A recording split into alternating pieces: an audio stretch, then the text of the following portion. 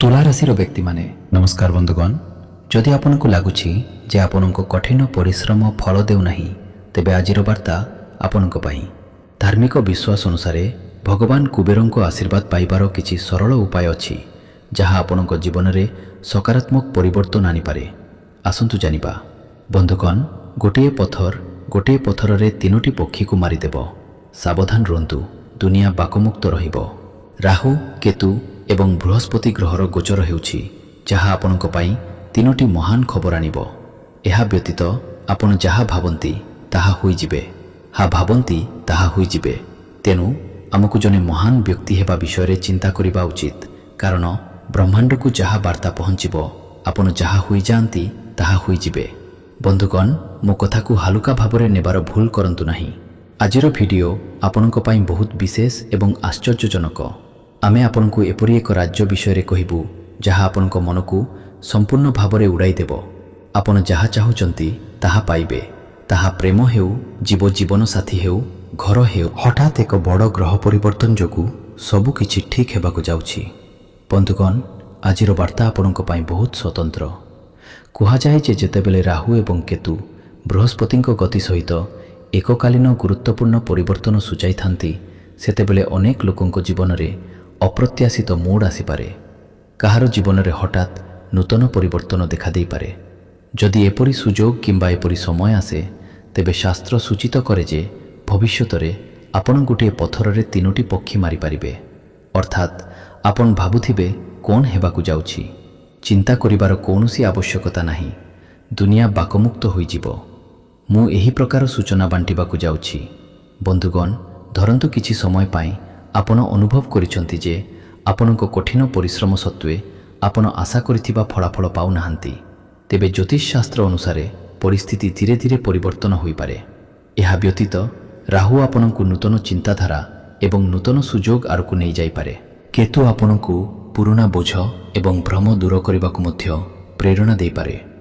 ଅନ୍ୟପକ୍ଷରେ ବୃହସ୍ପତିଙ୍କୁ ଜ୍ଞାନ, ସମ୍ମାନ ଏବଂ ପ୍ରଗତିର ପ୍ରତୀକ ଭାବରେ ବିବେଚନା କରାଯାଏ। ଆପଣ ଏହା ଭଲ ଭାବରେ ଜାଣନ୍ତି। ଏହି କାରଣରୁ କିଛି ଲୋକଙ୍କ ଜୀବନରେ 3ଟି ଗୁରୁତ୍ୱପୂର୍ଣ୍ଣ ସକାରାତ୍ମକ ପରିବର୍ତ୍ତନ ଆସିପାରେ ଏବଂ 3ଟି ଭଲ ଖବର ଆସିବାକୁ ଯାଉଛି। ଏହା ପୂର୍ବାନୁମାନ କରାଯାଉଛି ଯେ ଆଜି ଅପରାହ୍ନ 3:50ରୁ ଆରମ୍ଭ କରି ଆଗାମୀ କିଛି ଘଣ୍ଟା ମଧ୍ୟରେ ଆପଣଙ୍କ ଜୀବନରେ ଏକ ଗୁରୁତ୍ୱପୂର୍ଣ୍ଣ ପରିବର୍ତ୍ତନ ଆସିବ, ଯାହା ଆପଣଙ୍କ ଚାରିପାଖରେ ଥିବା ଲୋକଙ୍କୁ ସ୍ତବ୍ଧ କରିଦେବ।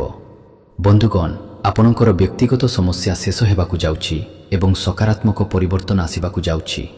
ଯାହା ବି ହେଉ, ଆପଣ ଆଗାମୀ ପିଢ଼ି ପାଇଁ ସେଗୁଡ଼ିକୁ ମନେ ରଖିବେ। ହଁ, ମହାକାଶରେ ହଠାତ୍ ଏକ ପ୍ରମୁଖ ଗ୍ରହ ପରିବର୍ତ୍ତନ ଘଟିଛି।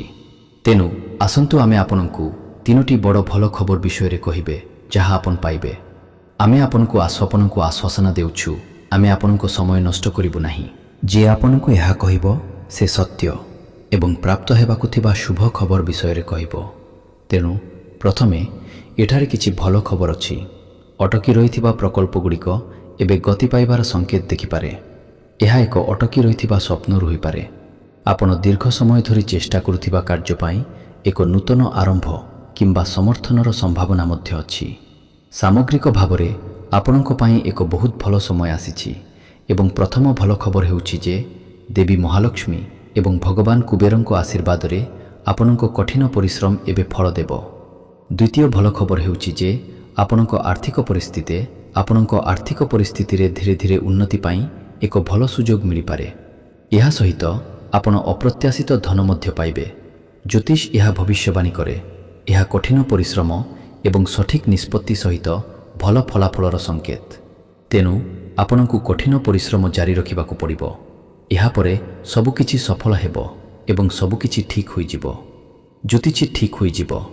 ଜ୍ୟୋତିଷ ଶାସ୍ତ୍ର ଅନୁସାରେ ଯଦି ଆପଣ ନିଜ ଉପରେ ବିଶ୍ୱାସ କରନ୍ତି ଏବଂ କଠିନ ପରିଶ୍ରମ ଜାରି ରଖନ୍ତି, ତେବେ ତୁମର ସମସ୍ତ କାର୍ଯ୍ୟ ସଫଳ ହେବ। ଏହା ସହିତ ତୃତୀୟ ଶୁଭ ଖବରଟି ଧ୍ୟାନର ସହିତ ଶୁଣ।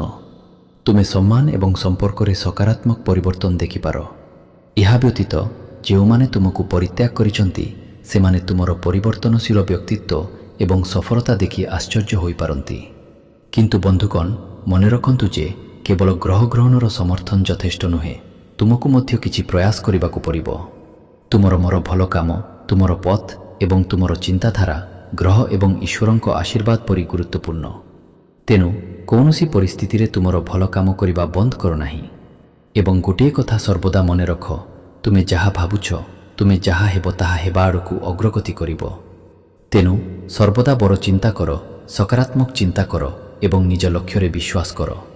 ଯେଉଁମାନେ ନିଜକୁ ଏବଂ ନିଜ ଲକ୍ଷ୍ୟରେ ବିଶ୍ୱଙ୍କର ଜୀବନରେ କେବେ କୌଣସି ଜିନିଷର ଅଭାବ ନଥାଏ, ଈଶ୍ୱର ପ୍ରତ୍ୟେକ ପ୍ରକାର ଅଭାବ ଦୂର କରନ୍ତି ଏବଂ ଜୀବନ ଖୁସିରେ ପରିପୂର୍ଣ୍ଣ ହୋଇଥାଏ। ଏପରି ଜଣେ ବ୍ୟକ୍ତି ବଞ୍ଚିଛନ୍ତି ଏବଂ ମୁଁ ସମ୍ପୂର୍ଣ୍ଣ ନିଶ୍ଚିତ ଯେ ଆଗାମୀ 24 ଘଣ୍ଟା ମଧ୍ୟରେ ଆପଣ ଗୁରୁତ୍ୱପୂର୍ଣ୍ଣ ପରିବର୍ତ୍ତନ ଦେଖିପାରିବେ। ଉଦାହରଣ ସ୍ୱରୂପ, ଯଦି ଆପଣଙ୍କ ପରିବାରର କେହି ଦୀର୍ଘଦିନ ଧରି ଅସୁସ୍ଥ ଅଛନ୍ତି କିମ୍ବା କେହି ଆର୍ଥିକ ସମସ୍ୟା ସହିତ ସଂଘର୍ଷ କରୁଛନ୍ତି, ଯଦି କେହି ମାନସିକ ଚାପ ସହିତ ବଞ୍ଚୁଛନ୍ତି, ତେବେ ସେମାନେ ମଧ୍ୟ କିଛି ଆଶ୍ୱସ୍ତି ପାଇପାରିବେ।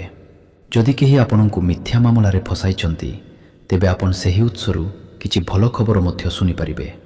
ସାମଗ୍ରିକ ଭାବରେ କର୍ମର ଦେବତା ଶନିଦେବ ମହାରାଜ, ଧନର ଦେବତା କୁବେର ଦେବ ମହାରାଜଙ୍କ ସହିତ ଆପଣଙ୍କ ଉପରେ ଅତ୍ୟନ୍ତ ପ୍ରସନ୍ନ। ଏହି କାରଣରୁ ଆପଣଙ୍କ ଜୀବନରେ ଏପରି ପରିସ୍ଥିତି ସୃଷ୍ଟି ହୋଇଛି। ବନ୍ଧୁଗଣ, ଆଜି ଅପରାହ୍ନ 3:85 ପରେ ଆପଣ ନିଶ୍ଚିତ ଭାବରେ କିଛି ଗୁରୁତ୍ୱପୂର୍ଣ୍ଣ ଭଲ ଖବର ପାଇବେ। ଏହା ଜ୍ୟୋତିଷଶାସ୍ତ୍ରରୁ ଏକ ପର୍ବତ ଚିହ୍ନ। ମୁଁ ମିଛ କହୁନାହିଁ। ଭିଡ଼ିଓର ଶେଷ ପର୍ଯ୍ୟନ୍ତ ମୋ ସହିତ ରୁହନ୍ତୁ। ମୁଁ ସବୁକିଛି ରୁହନ୍ତୁ। ମୁଁ ସବୁକିଛି ବୁଝାଇବି ଏବଂ ଆପଣଙ୍କ ଜୀବନରେ କ'ଣ ପରିବର୍ତ୍ତନ ଆସୁଛି ତାହା କହିବି। ବନ୍ଧୁଗଣ, ଏହି ଅପରାହ୍ନରେ ଜ୍ୟୋତିଷଶାସ୍ତ୍ର ଅନୁସାରେ ବୃହସ୍ପତିଙ୍କୁ ଜ୍ଞାନ ଏବଂ ପ୍ରସାରର ପ୍ରତୀକ ଭାବରେ ବିବେଚନା କରାଯାଏ। ଯଦି ଆପଣ ଶିଖିବା ବନ୍ଦ ନ କରନ୍ତି, ତେବେ ପ୍ରଗତି ପାଇଁ ସୁଯୋଗ ଆପଣଙ୍କ ପାଖକୁ ଆସିବ। ରାହୁ ଆପଣଙ୍କୁ ଏକ ନୂତନ ଦିଗରେ ଯିବା ପାଇଁ ସାହସ ଏବଂ ଶକ୍ତି ଦେଇପାରେ ଏବଂ କେତୁ ଆପଣଙ୍କୁ ଅନାବଶ୍ୟକ ନକାରାତ୍ମକ ଚିନ୍ତାଧାରା ଏବଂ ନକାରାତ୍ମକ ଲୋକଙ୍କଠାରୁ ଦୂରେଇ ରଖିପାରେ କିମ୍ବା ଆପଣଙ୍କୁ ଏପରି କରିବାକୁ ପ୍ରେରଣା ମଧ୍ୟ ଦେଇପାରେ। ରାହୁ, କେତୁ ଏବଂ ବୃହସ୍ପତି ଗୋଚର ହେଉଛନ୍ତି ସେମାନଙ୍କର ସିଧାସଳଖ ପ୍ରଭାବ ଏହି ରାଶିରେ ଜନ୍ମ ହୋଇଥିବା ପ୍ରତ୍ୟେକ ବ୍ୟକ୍ତିଙ୍କ ଉପରେ ସ୍ପଷ୍ଟ ଭାବରେ ଦୃଶ୍ୟମାନ ହେଉଛି। ତେଣୁ ଆପଣଙ୍କୁ ଏହି ବାଧାଗୁଡ଼ିକୁ ଦୂର କରିବାକୁ ପଡ଼ିବ। ଗ୍ରହମାନଙ୍କର ଆଶୀର୍ବାଦ ପାଇବା ପାଇଁ ଆପଣଙ୍କୁ କିଛି ପଦକ୍ଷେପ ମଧ୍ୟ ନେବା ଉଚିତ, ଯାହା ମୁଁ ପରେ ବର୍ଣ୍ଣନା କରିବି। ଦେଖନ୍ତୁ, ଯଦି ଏହି ଦୁଇଟି ଆପଣଙ୍କୁ ବାରମ୍ବାର ନୂତନ ସୁଯୋଗ ପ୍ରଦାନ କରୁଛନ୍ତି କିମ୍ବା ପୁରୁଣା ପଡ଼ି ରହିଥିବା କାର୍ଯ୍ୟଗୁଡ଼ିକ ସମାପ୍ତ ହେଉଛି କିମ୍ବା ଯଦି ଆପଣଙ୍କ ମନରେ ଏକ ସକାରାତ୍ମକ ପରିବର୍ତ୍ତନ, ତୁମେ ଆଗକୁ ବଢ଼ିବାକୁ ଭୟ କର ନାହିଁ। ଆଗକୁ ବଢ଼ି ଚାଲା, କାରଣ ଏବେ ତୁମେ ଅଧିକରୁ ଅଧିକ ଭଲ ଖବର ପାଇବ ଏବଂ ତୁମର ଜୀବନ ସ୍ୱର୍ଗ ହୋଇଯିବ। ବନ୍ଧୁଗଣ, ତୁମେ ଆନନ୍ଦରେ ନାଚିବା ଆରମ୍ଭ କରିବ। ତୁମ ଜୀବନରେ ଏପରି ଘଟଣା ଘଟିବାକୁ ଜାନରେ ଏପରି ଘଟଣା ଘଟିବାକୁ ଯାଉଛି ଏବଂ ମୁଁ ମିଛ କହୁନାହିଁ, ମୁଁ ସତ୍ୟ କହୁଛି। ମୁଁ ଏକ ସମାଧାନ ପ୍ରଦାନ କରୁଛି। ଧ୍ୟାନ ଦେଇ ଶୁଣ। ପ୍ରତି ଗୁରୁବାର ତୁମେ ଭଗବାନ ବିଷ୍ଣୁ କିମ୍ବା ବୃହସ୍ପତିଙ୍କୁ ସ୍ମରଣ କରିବା ଉଚିତ। ଏହା ସହିତ ତୁମେ ଏକ ଛୋଟ ହଳଦିଆ ଜିନିଷ ଦାନ କରିବା ଉଚିତ ଏବଂ ଯଥାସମ୍ଭବ ତୁମର ପିତାମାତା ଏବଂ ଶିକ୍ଷକମାନଙ୍କୁ ସମ୍ମାନ କରିବା ଉଚିତ। ଏହା ସହିତ ତୁମେ ପ୍ରତ୍ୟେକ ଦିନ ସକାରାତ୍ମକ ଚିନ୍ତାଧାରା ଏବଂ ତୁମର ଲକ୍ଷ୍ୟ ଉପରେ ଧ୍ୟାନ ଦେଇ କିଛି ସମୟ ବିତାଇବା ଉଚିତ। ଏହା ମାନସିକ ଶକ୍ତି ଏବଂ ଆତ୍ମବିଶ୍ୱାସ ବୃଦ୍ଧି କରିବାରେ ମଧ୍ୟ ସାହାଯ୍ୟ କରିପାରିବ। ବନ୍ଧୁଗଣ, ସମୟ ପରିବର୍ତ୍ତନ ହୁଏ, ପରିସ୍ଥିତି ପରିବର୍ତ୍ତନ ହୁଏ ଏବଂ କଠିନ ପରିଶ୍ରମ ହୁଏ ଏବଂ କଠିନ ପରିଶ୍ରମ କେବେ ବ୍ୟର୍ଥ ହୁଏ ନାହିଁ। ଭଗବାନ ସର୍ବଦା ଆମ ପ୍ରତି ଦୟାଳୁ। ଯେପରି ମୁଁ ଏଠାରୁ ଆପଣଙ୍କୁ କହିପାରୁଛି ଯେ ମହାଦେବ, ରାହୁ, କେତୁ, ଗୁରୁ, ମହାଲକ୍ଷ୍ମୀ ଏବଂ କୁବେର ଆପଣଙ୍କ ପ୍ରତି ଦୟାଳୁ। ଏହି ଦେବୀ ଏବଂ ଦେବତାମାନେ ଅପାର ଶକ୍ତିର ଅଧିକାରୀ। ସେମାନେ ଯେତେବେଳେ ଚାହିଁବେ ଆପଣଙ୍କୁ ଧନୀ କରିପାରିବେ। ହଁ, ଯଦି ଆପଣଙ୍କର ଏକ ଦୃଢ଼ ଦୃଷ୍ଟି, ଭଲ କାର୍ଯ୍ୟ ଏବଂ ଧୈର୍ଯ୍ୟ ଅଛି, ତେବେ ଆପଣ ଆପଣଙ୍କ ଗସ୍ତର ପରବର୍ତ୍ତୀ ଦିନଗୁଡ଼ିକରେ ଆପଣଙ୍କ ଜୀବନରେ ସକାରାତ୍ମକ ପରିବର୍ତ୍ତନକୁ ସ୍ୱାଗତ କରିପାରିବେ। ଦେବୀ ମହାଲକ୍ଷ୍ମୀ ଆପଣଙ୍କ ଘରକୁ ଆସିପାରନ୍ତି ଏବଂ ଆପଣଙ୍କର ଅନେକ ଆର୍ଥିକ ସମସ୍ୟାକୁ ଦୂର କରିପାରନ୍ତି। ଆଜିର ଭିଡ଼ିଓ ଦେଖନ୍ତୁ। ଯଦି ଆପଣ ଏହାକୁ ଟିକିଏ ବି ଉପଭୋଗ କରିଛନ୍ତି, ଦୟାକରି ଏହାକୁ ଲାଇକ୍ କରନ୍ତୁ। ଏହା ଚ୍ୟାନେଲରେ ଆପଣଙ୍କର ପ୍ରଥମ ଥର। ଯଦି ଆପଣ ସମାନ ଚ୍ୟାନେଲଗୁଡ଼ିକୁ ସବସ୍କ୍ରାଇବ୍ କରିନାହାନ୍ତି, ଦୟାକରି ତାହା କରନ୍ତୁ। ଆପଣ ମନ୍ତବ୍ୟ ବିଭାଗରେ ଧନ୍ୟବାଦ ଗୁରୁଦେବ ଲେଖିପାରିବେ। କିନ୍ତୁ ଆମେ ଆପଣଙ୍କୁ ଏକ ପରାମର୍ଶ ମଧ୍ୟ ଦେବାକୁ ଚାହୁଁଛୁ। କେବେ ବି କେବଳ ଗ୍ରହଣ ଉପରେ ନିର୍ଭର କରନ୍ତୁ ନାହିଁ, କାରଣ ଜ୍ୟୋତିଷ ଆପଣଙ୍କୁ ମାର୍ଗଦର୍ଶନ କରିପାରିବ। ମୁଁ ସହମତ, କିନ୍ତୁ ତୁମର କାର୍ଯ୍ୟ, କଠିନ ପରିଶ୍ରମ ଏବଂ ସଠିକ୍ ନିଷ୍ପତ୍ତି ତୁମର ଗନ୍ତବ୍ୟସ୍ଥଳକୁ ଯିବାର ପଥ ନିର୍ଣ୍ଣୟ କରେ। ଯଦି ତୁମେ ଏହି ଜିନିଷଗୁଡ଼ିକୁ ଆୟତ୍ତ କର, ଯଦି ତୁମେ ତୁମର ମନକୁ ନିୟନ୍ତ୍ରଣ କର ଏବଂ ଯଦି ତୁମେ ଏକ ସକାରାତ୍ମକ ମନୋଭାବ ସହିତ ପ୍ରୟାସ ଜାରି ରଖ, ତେବେ ତୁମର ଭଲ ସୁଯୋଗ ହାସଲ କରିବାର ସମ୍ଭାବନା ବୃଦ୍ଧି ପାଇବ। ଏହା ପ୍ରକୃତ ସଫଳତାର ସବୁଠାରୁ ବଡ଼ ରହସ୍ୟ। ବନ୍ଧୁଗଣ, ଯାହା ଘଟିବାକୁ ଯାଉଛି ତାହା ତୁମର ମନକୁ ସମ୍ପୂର୍ଣ୍ଣ ଭାବରେ ଉଡ଼ାଇ ଦେବ। ଏକ ବିରାଟ ପରିବର୍ତ୍ତନ ହେବ। ରାତିରେ ତୁମର ନିଦ ହରାଯିବ। କିନ୍ତୁ ଆମେ ଅନୁରୋଧ କରୁଛୁ ଯେ ତୁମେ ମୋର ଭିଡ଼ିଓକୁ ହାଲୁକା ଭାବରେ ନିଅ ନାହିଁ, କାରଣ ଆମେ ତୁମକୁ ବହୁତ ଗୁରୁତ୍ୱପୂର୍ଣ୍ଣ ସୂଚନା ପ୍ରଦାନ କରିବୁ, ଯାହା ବୁଝିବା ପାଇଁ ଅତ୍ୟନ୍ତ ଗୁରୁତ୍ୱପୂର୍ଣ୍ଣ। ଏବେ ଆମେ ଭଗବାନ କୁବେରଙ୍କୁ କିପରି ଖୁସି କରିବେ ସେ ବିଷୟରେ ଆଲୋଚନା କରିବୁ, ଯାହାକୁ ଧନର ଦେବତା ଭାବରେ ମଧ୍ୟ ଜଣାଶୁଣା। ତେଣୁ ବନ୍ଧୁଗଣ, ହିନ୍ଦୁ ପରମ୍ପରାରେ କୁବେରଙ୍କୁ ଧନ, ସମୃଦ୍ଧି ଏବଂ ମହିମାର ଦେବତା ଭାବରେ ବିବେଚନା କରାଯାଏ। ତାଙ୍କୁ ଖୁସି କରିବା ଅର୍ଥ କେବଳ ଧନ କାମନା କରିବା ନୁହେଁ, ବରଂ ପୁଣ୍ୟ ସନ୍ତୁଳିତ ଜୀବନଯାପନ କରିବା ମଧ୍ୟ ଗୁରୁତ୍ୱପୂର୍ଣ୍ଣ ବୋଲି ବିବେଚନା କରାଯାଏ। ହିନ୍ଦୁ ଧର୍ମରେ କୁବେରର ଅତ୍ୟନ୍ତ ମହତ୍ତ୍ୱ ରହିଛି। ତାଙ୍କୁ ସନ୍ତୁଷ୍ଟ କରିବା ଏବଂ ଆପଣଙ୍କ ଜୀବନରେ ତାଙ୍କର ବିଶେଷ ଆଶୀର୍ବାଦ ପାଇବା ପାଇଁ ଆପଣ କିଛି ପଦକ୍ଷେପ ନେଇପାରିବେ। ପ୍ରତିଦିନ ଆସନ କରିବା ପରେ ଆପଣ କୁବେରଙ୍କୁ ଭକ୍ତିର ସହିତ ମନେ ପକାଇବା ଉଚିତ ଏବଂ ଦେବୀ ଲକ୍ଷ୍ମୀଙ୍କ ସହିତ ତାଙ୍କୁ ପୂଜା କରିବା ଉଚିତ। ହଁ, ସଚ୍ଚୋଟ ଭାବରେ ଟଙ୍କା ରୋଜଗାର କରନ୍ତୁ ଏବଂ ଏହାକୁ ବୁଦ୍ଧିମାନ ଭାବରେ ବ୍ୟବହାର କରନ୍ତୁ। ଧାର୍ମିକ ବିଶ୍ୱାସ ଅନୁସାରେ ଧାର୍ମିକତା ଦ୍ୱାରା ଅର୍ଜିତ ଧନ କ୍ଷଣିକ ସୁଖ ଆଣିଥାଏ ନାହିଁ। ଏକ ମନ୍ତ୍ର ମଧ୍ୟ ଅଛି ଯାହାକୁ ଆପଣ ସତ୍ୟ ହୃଦୟ ଏବଂ ଭକ୍ତିର ସହିତ ଜପ କରିବା ଉଚିତ। ଯକ୍ଷାୟ କୁବେର ବୈଷ୍ଣବେ ଧନଧାନ୍ୟାଧିପତାୟ ନମ। ଆପଣ ନିୟମିତ ଭାବରେ ଏହି ମନ୍ତ୍ର ଜପ କରିପାରିବେ।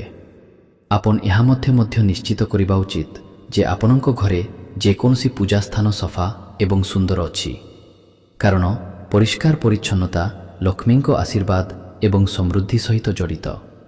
ସଚ୍ଚୋଟତା ପ୍ରତ୍ୟେକଙ୍କ ଜୀବନର ଏକ ପ୍ରମୁଖ ଉପାଦାନ। ଭଗବାନଙ୍କୁ ଏବଂ ସେମାନଙ୍କର ଇଚ୍ଛା ପୂରଣ କରନ୍ତୁ।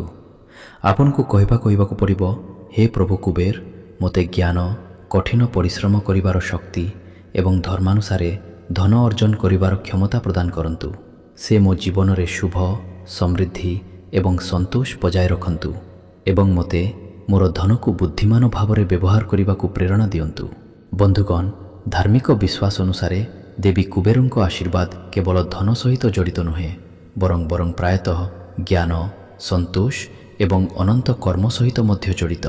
ଯଦି ଆପଣ ଆପଣଙ୍କ ପିତାମାତାଙ୍କୁ ଗଭୀର ଭାବରେ ସମ୍ମାନ କରନ୍ତି ଏବଂ ସେମାନଙ୍କୁ କେବେ ଅଣଦେଖା କରନ୍ତି ନାହିଁ, ତେବେ ଆପଣ ବ୍ରାହ୍ମଣ ଶକ୍ତିର ଆଶୀର୍ବାଦ ପାଇବେ। ଆପଣ ଦେବୀ ଏବଂ ଦେବୀମାନଙ୍କର ବିଶେଷ ଆଶୀର୍ବାଦ ମଧ୍ୟ ପାଇବେ। ଶୁଣନ୍ତୁ, ଏଠାରୁ ଆମେ ଆପଣଙ୍କୁ କହିବୁ ଯେ ଆପଣଙ୍କର ଗୁରୁତ୍ୱପୂର୍ଣ୍ଣ କୁଣ୍ଡଳୀ କ'ଣ ରହିବ। ତେଣୁ ବନ୍ଧୁଗଣ, କିଛି ସମୟ ଧରି ଲାଗି ରହିଥିବା ଦ୍ୱନ୍ଦ୍ୱ ଏବଂ ଚିନ୍ତା ଦୂର ହୋଇଯିବ। ଏକ ଅସମ୍ଭବ ମନେ ହେଉଥିବା କାର୍ଯ୍ୟର ହଠାତ୍ ସମାପ୍ତି ଆନନ୍ଦ ଏବଂ ଉତ୍ସାହ ଆଣିବ। ଆପଣ ନିଜ ଭିତରେ ଶକ୍ତିର ଏକ ଉଷ୍ମତା ଏହା ଆପଣଙ୍କୁ ଅପାର ଆନନ୍ଦ ଦେବ, କାରଣ ଏହି ତୀର୍ଥଯାତ୍ରା ଏକ ଆଶୀର୍ବାଦ ପ୍ରମାଣିତ ହେବ। କିନ୍ତୁ ଆପଣଙ୍କର ଭାବପ୍ରବଣ ଏବଂ ଅସ୍ଥିର ସ୍ୱଭାବ ସମସ୍ୟା ସୃଷ୍ଟି କରିପାରେ। ଗୁରୁତ୍ୱପୂର୍ଣ୍ଣ ଜିନିଷପତ୍ର ଏବଂ ଡକ୍ୟୁମେଣ୍ଟଗୁଡ଼ିକୁ ସୁରକ୍ଷିତ ରଖନ୍ତୁ।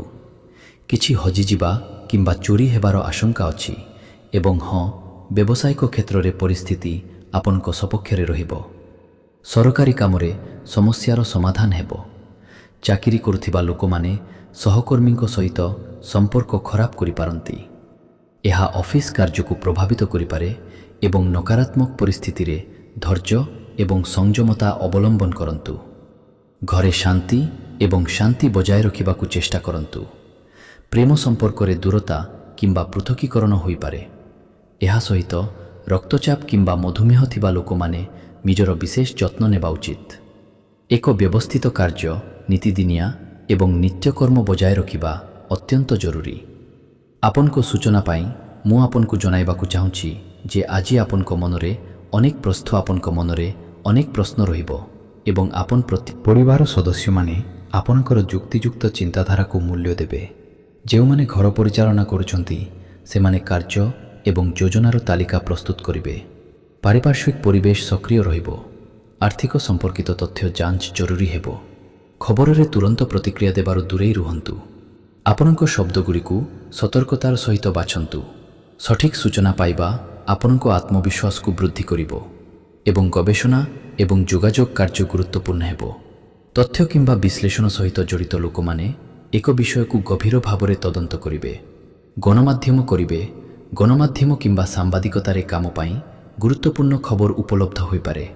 ଆପଣଙ୍କର ରିପୋର୍ଟିଂ ପରିଚାଳନାରେ ଦୃଢ଼ ହେବ।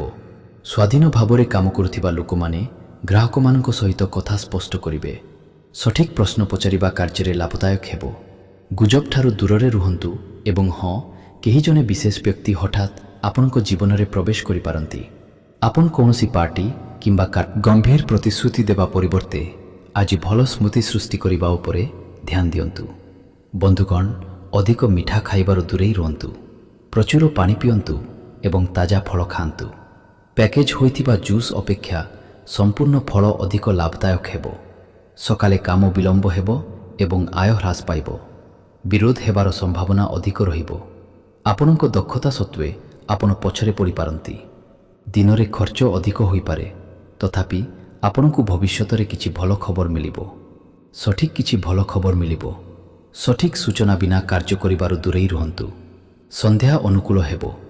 ଆପଣଙ୍କ ପିଲାମାନଙ୍କର କାମ ଆପଣଙ୍କୁ ଆନନ୍ଦ ଦେବ ଏବଂ ଆପଣ ନୂତନ କାର୍ଯ୍ୟ ପାଇବେ। ଚାକିରି କରୁଥିବା ଲୋକଙ୍କ ପାଇଁ ଉପରିସ୍ଥ ଅଧିକାରୀଙ୍କଠାରୁ ହଇରାଣ ଶେଷ ହେବ। ବ୍ୟବସାୟ ସ୍ୱାଭାବିକ ରହିବ, କିନ୍ତୁ ବୈବାହିକ କଳହ ଶେଷ ହେବ। ପ୍ରେମ ଜୀବନ ପଛରେ ପଡ଼ିପାରେ। ସରକାରୀ ଚାକିରି କରୁଥିବା ଲୋକଙ୍କ ପାଇଁ ମୁଁ ଆପଣଙ୍କୁ ଜଣାଇବାକୁ ଚାହୁଁଛି ଯେ ଏକ ଗମ୍ଭୀର ବିଷୟ ଉପରେ ଏକ ବିଶେଷ ବ୍ୟକ୍ତିଙ୍କ ସହିତ ଆଲୋଚନାରେ ଆପଣଙ୍କ ଦୃଢ଼ ଯୁକ୍ତିକୁ ପ୍ରଶଂସା ଏବଂ ସେମାନେ ମଧ୍ୟ ଆପଣଙ୍କୁ ଗ୍ରହଣ କରିବେ। ଏହାର ଅର୍ଥ ହେଉଛି ଆପଣ ଲୋକଙ୍କ ପାଇଁ ପ୍ରେରଣା ପାଲଟି ଯାଉଛନ୍ତି। ଛାତ୍ରମାନେ ସେମାନଙ୍କ କଠିନ ପରିଶ୍ରମ ଅନୁସାରେ ଫଳାଫଳ ପାଇବେ। ଏହାପରେ ଛାତ୍ରମାନଙ୍କ ମଧ୍ୟରେ ଖୁସିର ପରିବେଶ ରହିବ। ଆପଣ 20 ଦିନ ପାଇଁ ଲୁହା ରଡ୍ ମଧ୍ୟରେ ଆରାମ ଏବଂ ମନୋରଞ୍ଜନ ପାଇଁ ସମୟ ପାଇପାରିବେ। ଏହା ସହିତ ଏକ ଭୁଲ ନିଷ୍ପତ୍ତି କିମ୍ବା ସମସ୍ୟା ନିକଟ ସମ୍ପର୍କୀୟଙ୍କ ସହିତ ଯୁକ୍ତିତର୍କର କାରଣ ହୋଇପାରେ। ଏବଂ ହଁ, ଶୀଘ୍ର ଏବଂ ଆବେଗପୂର୍ଣ୍ଣ ଭାବରେ ନିଆଯାଇଥିବା ନିଷ୍ପତ୍ତି ମଧ୍ୟ ଯଥେଷ୍ଟ କ୍ଷତିର କାରଣ ହୋଇପାରେ। ନିଜକୁ ନିୟନ୍ତ୍ରଣରେ ରଖିବା ପାଇଁ ଆପଣଙ୍କୁ ଅତି କମରେ ଏକ ଛୋଟ ବିରତି ନେବା ଉଚିତ। ବ୍ୟବସାୟରେ ଆପଣଙ୍କୁ ସମୟ ସହିତ ଆପଣଙ୍କର କାର୍ଯ୍ୟପଦ୍ଧତିକୁ ଅନୁକୂଳ କରିବାକୁ ପଡ଼ିବ। ଯନ୍ତ୍ରପାତି ଏବଂ ଲୁହା ସହିତ ଜଡ଼ିତ ବ୍ୟବସାୟଗୁଡ଼ିକ ଲାଭଜନକ ସୁଯୋଗ ପ୍ରଦାନ କରିପାରେ। ଏବଂ ହଁ, ଆମଦାନୀ ରପ୍ତାନି ବ୍ୟବସାୟରେ ଅତ୍ୟଧିକ ନିବେଶ କରିବାରୁ ବଞ୍ଚନ୍ତୁ। ଜୁନ୍ ସୁଖଦ ହେବ, କିନ୍ତୁ ଆପଣ ଆପଣଙ୍କ ଜୀବନସାଥୀଙ୍କ ଭାବନାକୁ ସମ୍ପୂର୍ଣ୍ଣ ଅଣଦେଖା କରିବା ଉଚିତ। ବନ୍ଧୁଗଣ, କ୍ଷମା କରିବା ଉଚିତ। ବନ୍ଧୁଗଣ, ଆଜି ଆପଣ ଭବିଷ୍ୟତ ପାଇଁ ଆପଣ ଏପରି ଏକ ସମୟରେ ଅଛନ୍ତି ଯେଉଁଠାରେ ଆଜିର ପସନ୍ଦ ଆପଣଙ୍କ ଭବିଷ୍ୟତକୁ ପ୍ରଭାବିତ କରିବ ଏବଂ ଏହା ଆପଣଙ୍କ ଅପେକ୍ଷା ଭଲ ଭାବରେ ଆଉ କେହି ଜାଣିପାରିବେ ନାହିଁ। ବନ୍ଧୁଗଣ, ଆପଣ ଆପଣଙ୍କର କ୍ଷମତା ଉପରେ ଗର୍ବ ଅନୁଭବ କରିବେ। ବିଦେଶରେ ଥିବା ଜଣଙ୍କ ସହିତ ସମ୍ପର୍କ ମୂଲ୍ୟବାନ ମାର୍ଗଦର୍ଶନ ପ୍ରଦାନ କରିବେ। ଆପଣ ଏବେ ଆପଣଙ୍କର ବର୍ତ୍ତମାନର ସ୍ଥିତି ବାହାରେ ଆହୁରି ଅଧ୍ୟୟନ କରିବାକୁ ସମ୍ପୂର୍ଣ୍ଣ ପ୍ରସ୍ତୁତ ଥିବା ପରି ମନେ ହୁଏ। ଏହା ନୂତନ କ୍ୟାରିୟର ସୁଯୋଗ ଖୋଲିବେ ଏବଂ ଷ୍ଟାର୍ଟଅପ୍ ଏବଂ ଅନ୍ୟାନ୍ୟ ବ୍ୟବସାୟ ସହିତ ଜଡ଼ିତ ଲୋକମାନେ ଉତ୍ସାହିତ ହେବେ। ଦୂରରେ ରହୁଥିବା ଜଣେ ସାଥୀଙ୍କୁ ଭେଟିବା ପାଇଁ ଏକ ଦୃଢ଼ ଯୋଜନା କରାଯିବେ। ଆପଣ ପ୍ରତିବଦ୍ଧତା ନେବା ପୂର୍ବରୁ ଆପଣଙ୍କର ବ୍ୟକ୍ତିଗତ ସ୍ୱପ୍ନ ଏବଂ ଭବିଷ୍ୟତ ଉପରେ ଧ୍ୟାନ ଦେବେ। ଅବିବାହିତମାନେ ଅନ୍ୟ ଦେଶ କିମ୍ବା ସଂସ୍କୃତିର କାହା ପ୍ରତି ଆକର୍ଷିତ ହୋଇପାରନ୍ତି। ସମ୍ପର୍କ ଗଢ଼ିବା ବିଷୟରେ ଆପଣଙ୍କର ଚିନ୍ତାଧାରା ସ୍ପଷ୍ଟ ହେବ। ଆପଣଙ୍କ ଆଖି ସ୍ୱାସ୍ଥ୍ୟ ପ୍ରତି ଧ୍ୟାନ ଦିଅନ୍ତୁ ଏବଂ ଆବଶ୍ୟକ ହେଲେ ସେଗୁଡ଼ିକୁ ଯାଞ୍ଚ କରନ୍ତୁ। ବାହାରେ ସମୟ ବିତାଇବା ଆପଣଙ୍କ ମନକୁ ଶାନ୍ତ ଏବଂ राजा भारत माता की जय जय जय जय जय कंप्यूटर के हैंग होत देखले रहनी हा, आदमी के हैंग होत पहिला दफा देखा तनी।